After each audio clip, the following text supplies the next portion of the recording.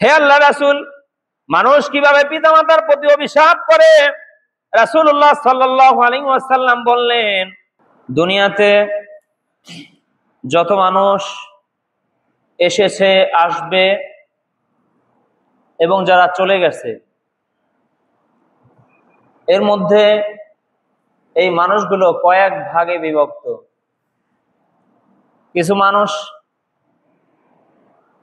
প্রত্যেকটা মানুষ ইসলামের উপরে জন্মগ্রহণ করেছে, কিন্তু সবাই কিন্তু ইসলামের উপরে মৃত্যুবরণ করতে পারে নাই।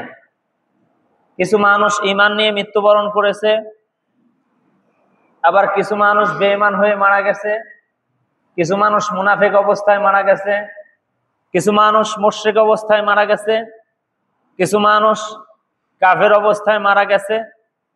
এক একজন মানুষ এক এক ভাবে মৃত্যুবরণ করেছে।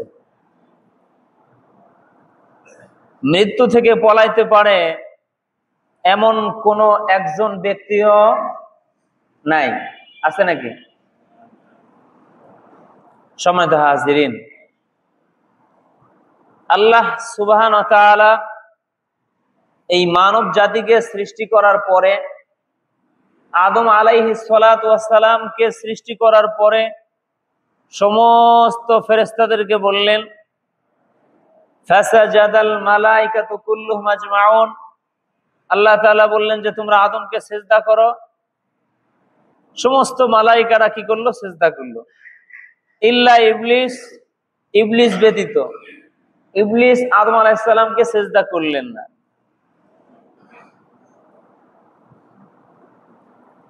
এখানে ফেরেশতারা মানুষকে সিজদা করলো, বিষয়টা তাই না?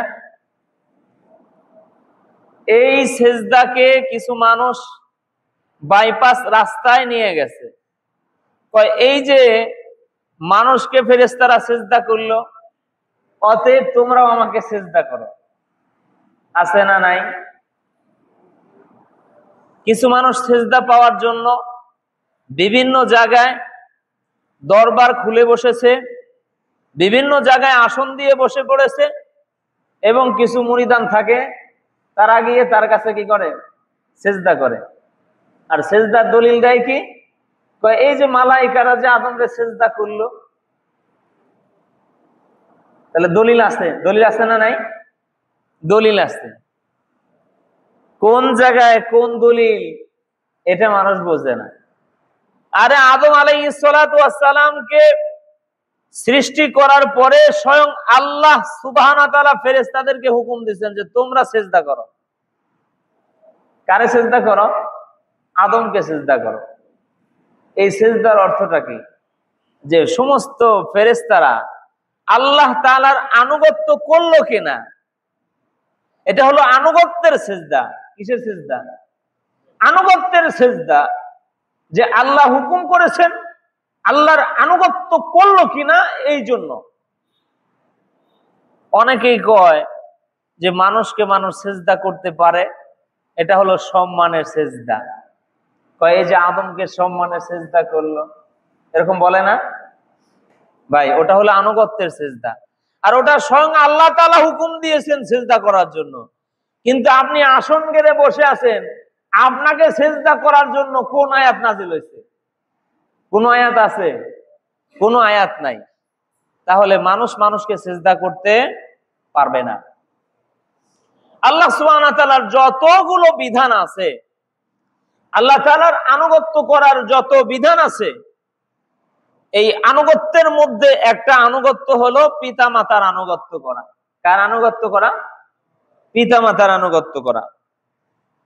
আল্লাহ তাআলা বলেন, ওয়াকাদা রাব্বুকা আল্লা তা'বুদু ইল্লা ইয়াহু ওয়া বিল ওয়ালিদাইনি ইহসানা ইম্মা ইয়াবলুগান্না ইনদাকাল কিবারা আহাদুহুমা আও কিলাহুমা ফালা তাকুল লাহুমা উফিন ওয়া লা তানহারহুমা ওয়া কুল লাহুমা কাওলান কারীমা। আপনার প্রতিপালক আদেশ করেছেন যে তোমরা একমাত্র আল্লাহর ইবাদত করো। তাহলে ইবাদত করব কার? আল্লাহ। কোন মানুষের ইবাদত করা চলবে না। চলবে? আনুগত্য করব কার? আল্লাহর ইবাদত করবো কার? আল্লাহর কোন মানুষের ইবাদত করা যাবে না, প্রথম কথা। এখন মানুষের আবার ইবাদত করে কেমনে? আল্লাহর জন্য যদি মানত করি সেটা হয় আল্লাহর ইবাদত, আর যদি কোনো মাজারে মানত করি তাহলে সেটা হয়ে যায় মানুষ কেন্দ্রিক মাজারের ইবাদত। আমি কি বুঝাতে পারছি? মাজারে মানত করে না?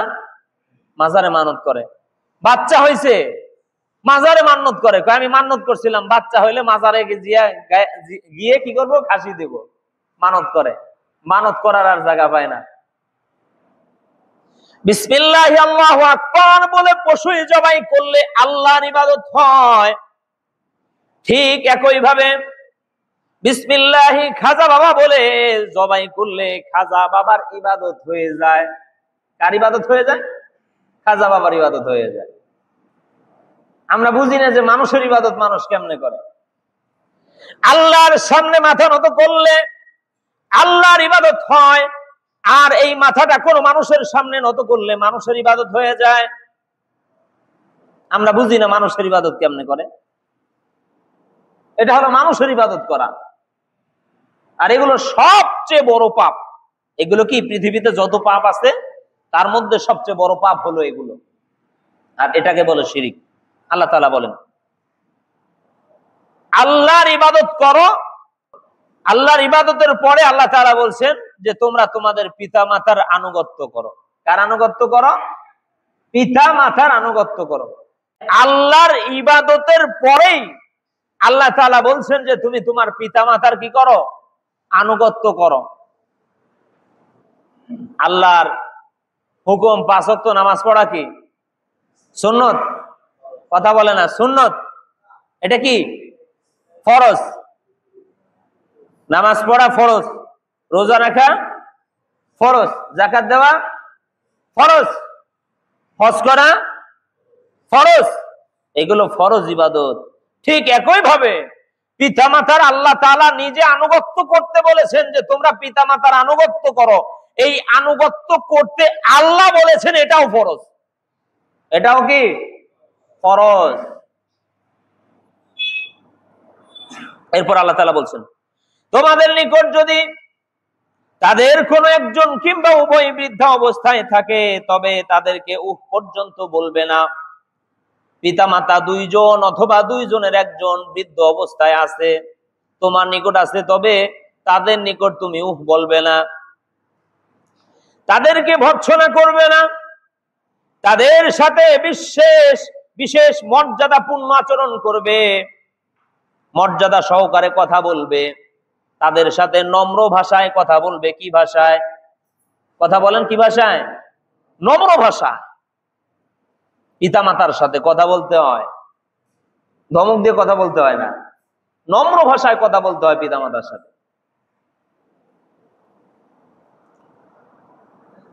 আল্লাহ তাআলা আরো বলেন যে আমার কৃতজ্ঞতা স্বীকার করো আর তোমার পিতামাতার কৃতজ্ঞতা, তোমার পিতামাতার শুকরিয়া আদায় করো। আল্লাহ তাআলা বলছেন আমার নিকটে ফিরে যেতে হবে। তাহলে পিতামাতার শুকরিয়া আদায় করার দরকার আছে না নাই? আল্লাহর আনুগত্য করার দরকার আছে না নাই? আল্লাহর কৃতজ্ঞতা স্বীকার করতে হবে এবং পিতামাতার শুকরিয়া আদায় করতে হবে।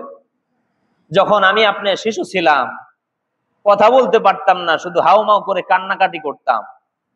ইচ্ছা করলে এই কান্না করার জন্য আমার মা যদি আমাকে চর মারতো, থাপড় মারতো, এটাও তার উপরে জায়েজ ছিল কিনা?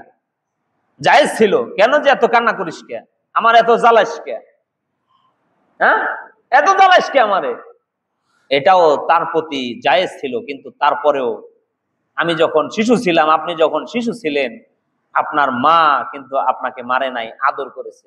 আপনি কান্না করেছেন, আপনার এই কান্না থামানোর চেষ্টা করেছে।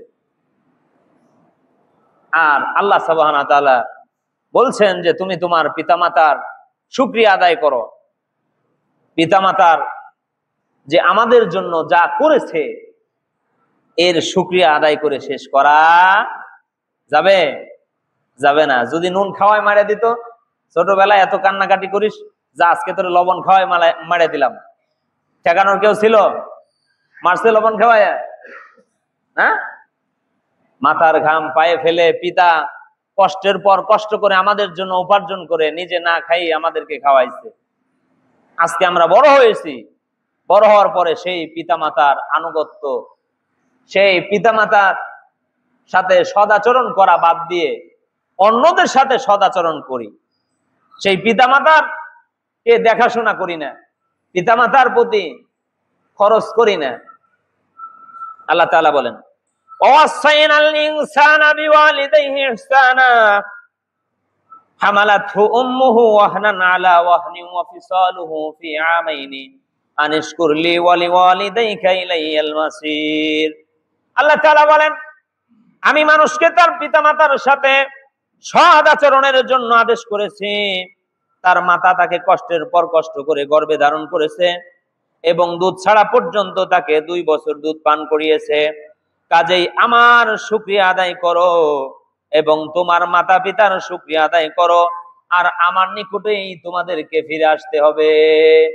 আমারও শুকরিয়া আদায় করো, পিতা মাতারও শুকরিয়া আদায় করো। আল্লাহ তাআলা আরো বলেন, ওয়াবিল ওয়ালিদাইনি ইহসানা ইম্মা ইয়াবলুগান্না ইনদাকাল কিবারা আহাদুহুমা আও কিলাহুমা ফালা তাকুল লাহুমা উফফিন ওয়ালা তানহারহুমা ওয়া কুল লাহুমা কাওলান কারীমা ওয়াখফিদ লাহুমা জানাহাজ যুল্লি মিনার রাহমাতি ওয়া কুর রাব্বিরহামহুমা কামা রাব্বায়ানি সগীরা। পিতামাতার সাথে সৎ আচরণ করো, সৎ ব্যবহার করো, উত্তম আচরণ করো। পৃথিবীতে যত মানুষ সৎ আচরণ পাওয়ার অধিকার রাখে, তার মধ্যে সব থেকে বেশি সৎ আচরণ পাওয়ার অধিকার রাখে কে? মাতা পিতা। কে? মাতা পিতা। তাদের মধ্যে অথবা তাদের উভয়ই, তাদের মধ্যে কোনো একজন, দুইজন অথবা একজন অথবা উভয়ই তোমার জীবদ্দশায় যদি বার্ধক্যে উপনীত হয়, তাহলে তাদেরকে উহ শব্দটিও বলো না, তাদেরকে ধমক দিও না, তাদের সাথে শিষ্টাচারপূর্ণ আচরণ করো। তাদের সামনে ভালোবাসার সাথে নম্রভাবে মাথা নত করে দাও এবং বলো, রব্বিরহামহুমা কামা রাব্বায়ানি সগীরা। এই দোয়া শিখাই দিয়েছেন কে? আল্লাহ। আল্লাহ তাআলা কি সুন্দর পিতামাতার সাথে কি আচরণ করব, হ্যাঁ, ভেঙে ভেঙে আমাদেরকে বললেন। তাদের সাথে শব্দটি বলবো না। অনেকের পিতা অথবা মাতা বৃদ্ধ অবস্থায় ঘরে পড়ে আছে, এরকম আছে না? হ্যাঁ, বিছনায় পায়খানা করে, পেশাব করে, আর মসজিদের ইমাম সাহেবের কাছে দোয়া চাওয়ার জন্য আসে, হুজুর মরে না তো। বৃদ্ধ বাবা, বৃদ্ধ মা ঘরের মধ্যে বৃদ্ধ অবস্থায় পড়ে আছে, বিছনায় শুয়ে আছে, চোখে দেখে, খুব আফসা আফসা দেখে। নাতি আসছে কাছে, আসার পরে বলছে, ওই যে ঘরের ভিতরে দেখতেছি অনেকগুলো সাদা টুপিওয়ালা, ওরা কারা? নাতিকে জিজ্ঞাসা করছে যে ওরা কারা? কয়, দাদা তুমি যাতে মরো তাড়াতাড়ি, এই জন্য আমার বাবা মাদ্রাসা থেকে অনেকগুলো হুজুর নিয়ে আসছে, মোল্লা নিয়ে আসছে, তলেবে ইলম নিয়ে আসছে, জালালি খতম পড়ার জন্য। কি খতম? জালালি খতম পড়ার জন্য নিয়ে আসছে, যাতে তুমি তাড়াতাড়ি মরো। এরকম আছে না নাই? আমি কি মিথ্যা কথা বললাম? এই কথা বলেন, আমি কি মিথ্যা কথা বললাম নাকি? এরকম আছে না? বহু আছে। জালালি খতম পড়ায় কে? কিসের জন্য? তাড়াতাড়ি যাতে মরে। শুধু তাই নয়, বারবার বলে, হুজুর মরল না তো, খতম পড়াইছি কবে, এখনো মরল না, আর কয়দিন এই জ্বালা সহ্য হয় না। আরে পিতা মাতা তো তোমার জন্য রহমত। আল্লাহ নবী সাল্লাল্লাহু আলাইহি ওয়াসাল্লাম বলেন, তোমার মায়ের পায়ের নিচে তোমার জান্নাত, তোমার মায়ের পায়ের নিচে তোমার জান্নাত, তোমার মায়ের পায়ের নিচে তোমার জান্নাত। তুমি, আল্লাহ রাসূল সাল্লাল্লাহু আলাইহি ওয়াসাল্লাম বলেন যে তুমি তোমার মাকে পাইছো, তোমার বাবাকে পাইছো, কিন্তু দুনিয়া থেকে তাদের খেদমত করে তুমি জান্নাত কামাই করে যেতে পারো নাই, তাহলে তোমার মতো হতভাগা কপাল পুরা এই জমিনের উপরে আর একটাও নাই। কথা ঠিক কিনা? আহারে কপাল পোড়া। সম্মানিত হাজিরিন, এই জন্য মা বাবার খেদমত করার দরকার আছে না নাই? আল্লাহ তাআলা আমাদের সকলকে পিতামাতার খেদমত করার তৌফিক দান করুন, সকলে বলি আমিন। আব্দুল্লাহ ইবনে আমর রাদিয়াল্লাহু তাআলা আনহু বলেন, রাসূলুল্লাহ সাল্লাল্লাহু আলাইহি ওয়াসাল্লামকে এক ব্যক্তি বললেন, আমি আল্লাহর পথে জিহাদ করব। রাসূলুল্লাহ সাল্লাল্লাহু আলাইহি ওয়াসাল্লাম বলেন, তোমার পিতামাতা আছে কি? লোকটি বললেন, হ্যাঁ আছে। আল্লাহ নবী সাল্লাল্লাহু আলাইহি ওয়াসাল্লাম বলেন, তুমি এই দুইজনের ব্যাপারে জিহাদ করো। তুমি এই দুইজনের ব্যাপারে কি করো? জিহাদ করো, অর্থাৎ তাদের খেদমত করো। এক সাহাবী এসে বলল যে আমি জিহাদ করতে যাব। আল্লাহ রাসূল বলেন যে তুমি, তোমার পিতামাতা আছে কি? বলে হ্যাঁ আছে। কয় তুমি এই দুইজনের ব্যাপারে জিহাদ করো, তার মানে তুমি তাদের খেদমত করো, তুমি তোমার মা বাবার খেদমত করো। মা বাবার খেদমত করাটাও জিহাদ। মা বাবার খেদমত করাটাও কি জিহাদ। এই সৌভাগ্যবান ব্যক্তি কি সবাই হতে পারে? সবাই হতে পারে না। আহারে, অনেকেই তো ছোট ছোট বাচ্চা অবস্থায় তার মা বাবা মারা গেছে, আছে না এরকম? আমরা বড় হইছি, আমাদের অনেকের পিতাও বাঁচা আছে, মাও বাঁচা আছে। এই মা বাবার খেদমত করে দুনিয়া থেকে জান্নাত কামাই করার সুযোগ আমাদেরকে তৌফিক দান করুন, সকলে বলি আমিন। আব্দুল্লাহ ইবনে আমর রাদিয়াল্লাহু তাআলা আনহু বলেন, রাসূলুল্লাহ সাল্লাল্লাহু আলাইহি ওয়াসাল্লাম বলেছেন, সবচেয়ে বড় পাপ হচ্ছে মানুষ তার পিতামাতার প্রতি অভিশাপ করা। মানুষ তার পিতামাতার প্রতি কি করে? অভিশাপ করে। হে আল্লাহ রাসূল, মানুষ কিভাবে পিতামাতার প্রতি অভিশাপ করে? রাসূলুল্লাহ সাল্লাল্লাহু আলাইহি ওয়াসাল্লাম বললেন, মানুষ কারো পিতাকে গালি দিল, সে তার পিতাকেও গালি দেয়। হ্যাঁ, মানুষ তার কি করে? তার পিতারে গালি দেয়, অন্যের পিতারে গালি দেয়, সেও আবার তার পিতারে কি করে? গালি দেয়। আমি আপনার পিতাকে গালি দিলাম, এবার আপনি কি করলেন? আপনি আমার পিতাকে গালি দিলেন, তাহলে আমার পিতাকে গালিটা খাওয়াইলো কে? এর দায়ভার কার? আমার না? আহারে, আমরা যখন তখন একে অপরকে গালিগালাজ করি। আল্লাহ নবী সাল্লাল্লাহু আলাইহি ওয়াসাল্লাম বলছেন যে মানুষ এত বড় নেমুখ হারাম যে তার পিতা মাতাকে কি করে? অভিশাপ করে। আহারে, এই গালি দেওয়ার মাধ্যমে পিতা মাতাকে কি করা হয়? অভিশাপ করা হয়। এই জন্য এই গালি দেওয়া থেকে আমাদেরকে বিরত থাকার তৌফিক দান করুন, সকলে বলে আমিন। রাসূলুল্লাহ সাল্লাল্লাহু আলাইহি ওয়াসাল্লাম বলেছেন, যে ব্যক্তি বৃদ্ধ পিতামাতাকে পেল, দুইজনকেই পাইলো অথবা একজনকে পাইলো, অথচ সে তাদের সেবা করে জান্নাত কামাই করতে পারলো না, তার মতো কপাল পোড়া হতভাগা আর একটাও নাই।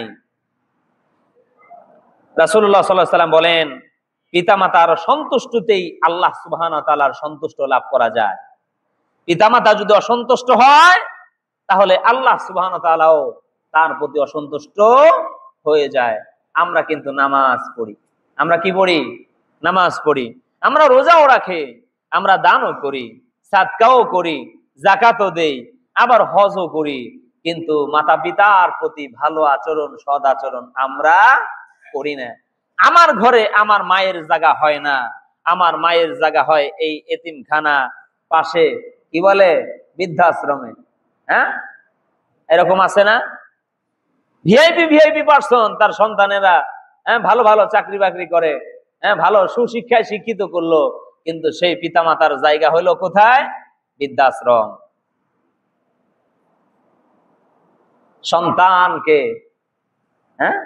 সন্তানকে ওসিয়ত করলো, বাবা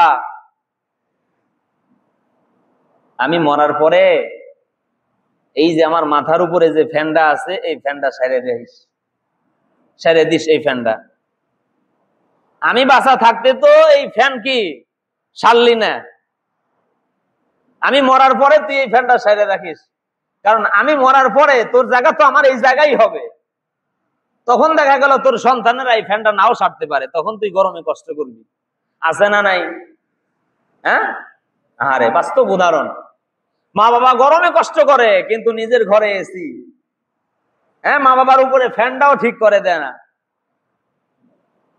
আল্লাহ তাআলা আমাদের সকলকে পিতামাতার প্রতি সদ আচরণ করার নেক নজর দেওয়ার এবং তাদের প্রতি তাদের খেদমত করার তৌফিক দান করুন। সকলে বলি আমিন। সম্মানিত হাজিরিন, রাসূলুল্লাহ সাল্লাল্লাহু আলাইহি ওয়াসাল্লাম বলেছেন যে তোমার মায়ের পায়ের নিচেই তোমার জান্নাত। মায়ের পায়ের নিচে কি? জান্নাত। মাতা পিতার প্রতি আমরা ইহসান করব কিভাবে? মাতা পিতার প্রতি আমরা কিভাবে ইহসান করব? মাতা পিতার প্রতি ইহসান করার চারটা ধরন। কয়টা ধরন? চারটা ধরন। একটা হলো মাতা পিতার প্রতি নম্র ভাষায় কথা বলা।